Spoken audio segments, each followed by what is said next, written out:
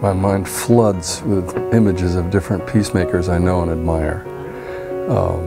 I think of activists I know, I think of people who work in soup kitchens, I think of people who have been willing to risk their lives for the sake of what's right and true. But for me, most basically, being a peacemaker, for me, is about walking the way in which Jesus Christ has asked me to walk.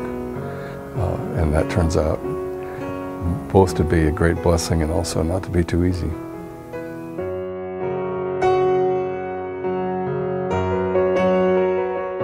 I've been a member of Oakhurst Baptist Church in Decatur, Georgia for a number of years, and I think early in my time there, I think the pastor there, Lanny Peters, knew of my interests and my concerns about peace and justice, and he felt like I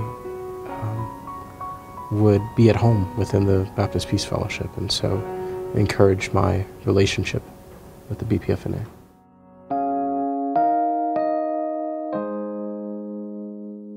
Peace Camp has been particularly very exciting for me because I see something different in Peace Camp, because people come to Peace Camp with families.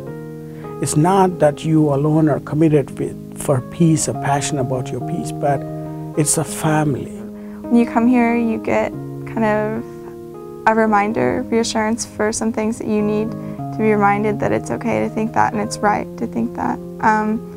Support definitely is one of my favorite things. I think meeting a lot of people who are living, as a young person, and meeting a lot of people who are living a life that I want to live.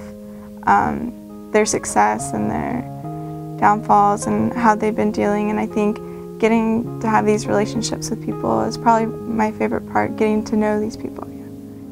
We think the love me show them peaceful instead of using power, like using weapons like guns or those.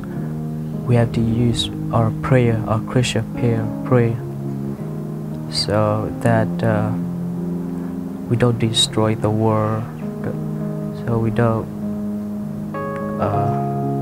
make the world look bad, because we live in this world to make it look beautiful, not to make the world look so bad, you know. Even my daughter, who is 11, has some kind of understanding what Jesus is all about, what peace building is all about, how to respect people and how to accept people. People who doesn't want war, because war is we against human. So we are the same human. We don't want to go against each other. Even we are the good guy or the bad guy, we have to understand each other. We have to try to forgive each other, show our love. None of us are alone in our efforts and our struggles. Both internal struggles, you know, the struggle to forgive, the struggle to love, the struggle to be loving, and also the external struggles. You know, how do we deal with war? How do we address violence?